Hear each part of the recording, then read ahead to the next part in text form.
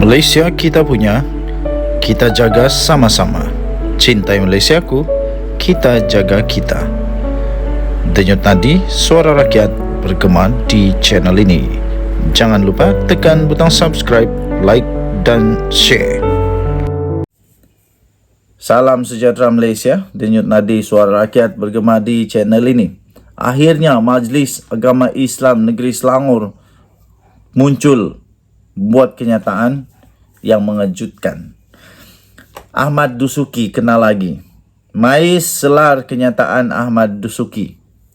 Majlis Agama Islam Selangor MAIS menyelar kenyataan yang dimuat naik oleh penceramah Ahmad Dusuki Abdurrani menerusi akaun Facebook miliknya, yang mendakwa MAIS berbohong dan menjadi pemecah umat Islam serta ejen kepada gerakan liberal. Oh, hati-hati tahu, hati-hati. Jangan sampai ini terkait sekali lagi dengan perkara-perkara yang boleh menyebabkan perkara tak betul lah. Nah, pengerusinya Tan Sri Abdul Aziz Muhammad Yusof berkata, MAIS telah menegaskan kenyataan terbabit berunsur fitnah dan dibuat tanpa memahami maksud serta hikmah larangan pembabitan aktivis politik sebagai pemegang tauliah mengajar agama Islam yang dikuatkuasakan di Selangor. MAIS menasihatkan masyarakat Islam agar cakna dan memahami maksud dan tujuan titah Sultan Selangor. Ingat, ini titah Sultan Selangor. Sultan Sarafuddin Idris Shah yang tidak memperkenankan tauliah mengajar agama Islam diberikan kepada aktivis politik. Jadi hati-hati Ahmad Dusuki. Hati-hati Ahmad Dusuki, jangan sampai Ahmad Dusuki tidak sengaja ataupun sengaja mempersoalkan pula kredibiliti yang dipertuan Duli Yang Maha Mulia Sultan Selangor. Jangan sampai melepasi sampadan.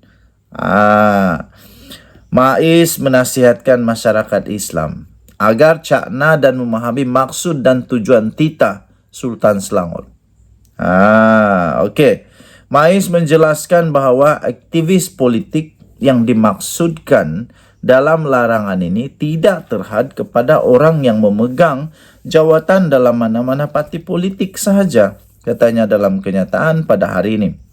Abdul Aziz berkata larangan itu merangkumi mereka yang menjalankan apa saja aktiviti secara jelas mengajak dan mempengaruhi masyarakat untuk menyokong atau memihak kepada parti politik tertentu secara terbuka sehingga melahirkan sikap partisan serta fanatik terhadap sesuatu parti politik serta berpuak-puak dalam kalangan masyarakat Islam. Siasatan yang dibuat dan pengesahan tapisan keselamatan pihak polis di Diraja Malaysia, MAIS mendapati Dusuki tergolong dalam aktivis politik yang dimaksudkan itu. Ini sudah disiasat tau. Siasatan dibuat dan pengesahan tapisan keselamatan. Maksudnya bukan sembarangan buat. Yang dibuat oleh siapa? Polis Diraja Malaysia. Selepas tu MAIS mendapati Dusuki tergolong dalam aktivis politik. Larangan pembabitan aktivis politik sebagai pemegang tauliah mengajar agama Islam ini dibuat bagi menghalang mana-mana pihak menyalahgunakan medan dakwah dan pengajaran agama Islam sebagai gelanggang politik. Larangan ini juga bertujuan mengelak berlakunya penyebaran propaganda politik yang berunsur fitnah dan kebencian, kerana ia menjadi punca perselisihan serta perpecahan dalam masyarakat Islam, katanya. Tambahnya, ini adalah suatu langkah preventif untuk mencegah sebarang mafsadah atau kerosakan daripada berlaku berdasarkan dalil Syad Al-Zarai, katanya. Beliau berkata, MAIS juga menafikan dakwaan sesetengah pihak yang mendakwa larangan ini sebagai suatu sekatan terhadap dakwah dan pengajaran agama Islam di Selangor. Katanya, MAIS menegaskan bahawa larangan ini adalah langkah preventif bagi memastikan memastikan dakwah agama Islam yang disampaikan oleh aktivis politik yang bersikap partisan digantikan dengan pemegang tauliah lain yang mempunyai pengetahuan dan kepakaran dalam Islam yang tidak bersikap partisan. Katanya, pada masa ini terdapat 5,682 pemegang tauliah yang aktif di Selangor, dan penarikan balik tauliah terhadap aktivis politik bermula tahun lalu hanya membabitkan sejumlah 26 orang sahaja, iaitu 0,5% daripada jumlah keseluruhan pemegang tauliah, katanya lagi. Okey, jadi di perenggan terakhir,